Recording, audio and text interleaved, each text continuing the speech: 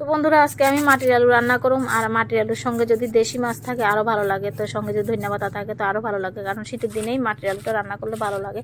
তো এখানে এই দেখো মাটির আলুটা কাইটা কুইটা রেডি করে নিলাম, তারপর গরম জল দিয়ে ধুয়ে নিলাম। এটা একটা টিপস, তুলে আর লোট লোট ভাবটা থাকে না। তারপর এখানে ভাজা নিলাম হলুদ আর লবণ দিয়ে। তারপর কড়াইতে এই যে তেজপাতা, পাঁচফোড়ন আর শুকনো লঙ্কা দিয়া ফোড়ন দিয়ে দিলাম। তারপর এখানে হলুদ, মরিচ, জিরা, ধনিয়া সব একসাথে গুল্লা নিয়ে তারপর দিয়ে দিলাম, দুইটা কাঁচা লঙ্কাও দিলাম।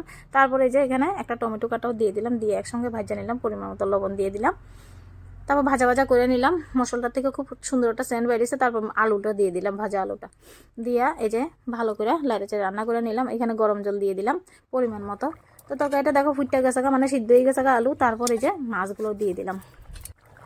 তো দেখো মাছগুলো দিয়ে তারপর ধনিয়া পাতাও দিয়ে দিলাম, খুব সুন্দর একটা সেন্ট বেরিয়েছে।